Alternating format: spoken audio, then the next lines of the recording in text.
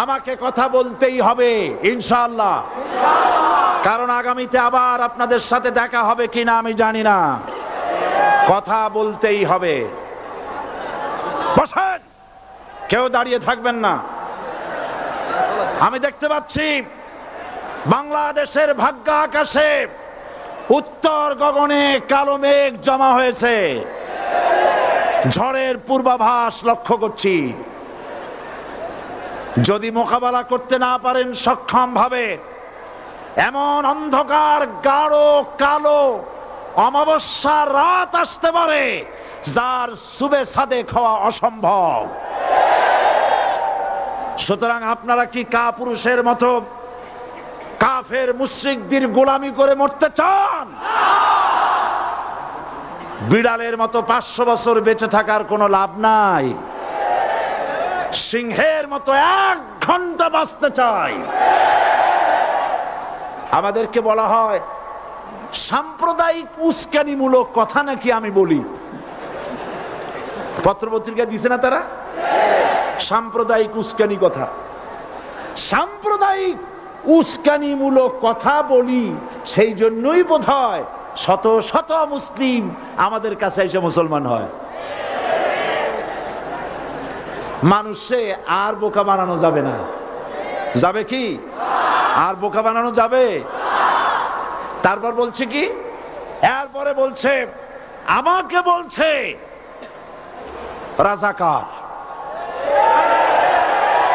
শুনে রাখো চট্টগ্রামের লক্ষ লক্ষ জনতা, পার্লামেন্টে যখন আমাকে এই কথা বলা হয়েছিল, আমার পার্লামেন্টের কলিগ জাফরুল্লাহ চৌধুরী সাহেব বসে আছেন এখানে,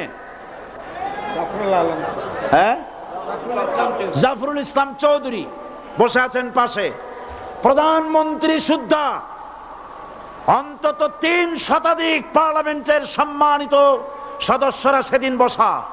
1997 সনের বাজেট বক্তৃতা যখন আমি করতেছিলাম, ডক্টর কুদরতে খোদা, নাম রাখছে কুদরতে খোদা, আসলে গজবে খোদা।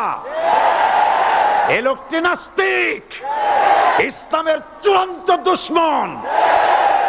তার প্রণীত শিক্ষা ব্যবস্থার যখন সমালোচনা করছিলাম, ট্রেজারি বেঞ্চ থেকে আমাকে বলা হলো রাজাকার।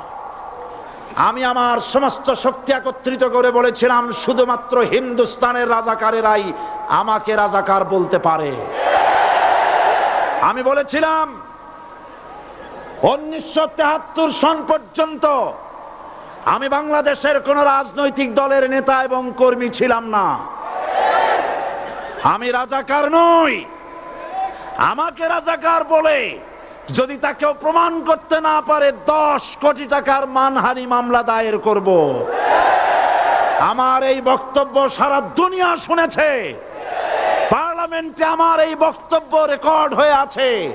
সেদিন 3 শতাধিক পার্লামেন্ট মেম্বারের কেউ আমার চ্যালেঞ্জ গ্রহণ করেন নাই। যে কোনো ব্যক্তি পার্লামেন্টে গিয়ে আমার বক্তৃতা দেখে আসতে পারেন।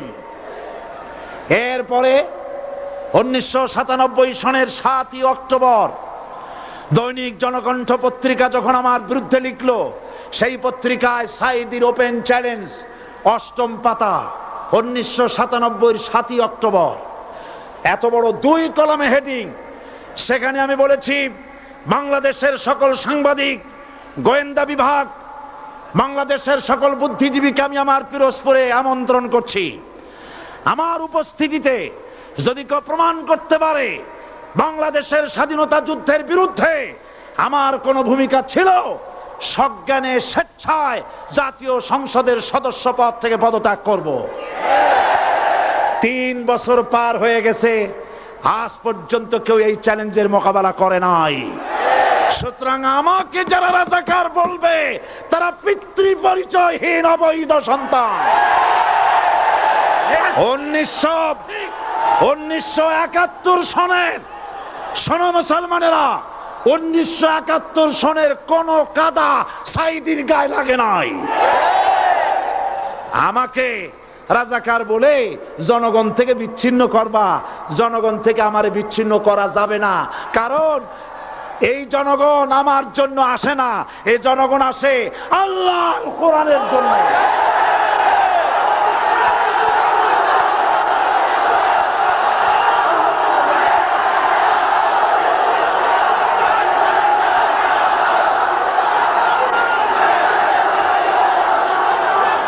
আজকে আর যারা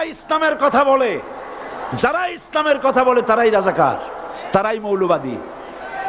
মৌলবাদী বললে আমরা অসন্তুষ্ট হই না, কারণ মৌলবাদী শব্দটা আসছে মূল থেকে। মৌল শব্দ এসেছে মূল থেকে।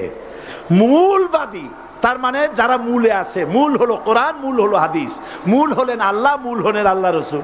আমরা আছি মূলে। এখন বলেন তো মূলের শক্তি বেশি না আগার শক্তি বেশি? আমাদের যারা মৌলবাদী বলে ওরা হলো আগাবাদী।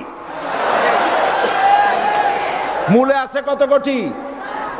12 কোটি। মূলে আছে কত কোটি? আর আমাদের যারা মৌলবাদী বলে ওই থাকো গাছের আগায়, আমরা মূলে। লাভালাভি বেশি করবা না, 12 কোটিতে গাছের গোড়া আসতে নানা দেবে, মামু বাড়ি দিল্লি গিয়ে পড়বা, বাংলার জমিনে জায়গা হবে না। এ কথা বিশ্বাস করো। বাংলাদেশের মুসলমানদের শরীরে এক বিন্দু রক্ত থাকতে শয়তানের তৈরি করা ধর্মনিরপেক্ষ মতবাদ বাংলার জমিনে কায়েম হতে দেওয়া হবে না।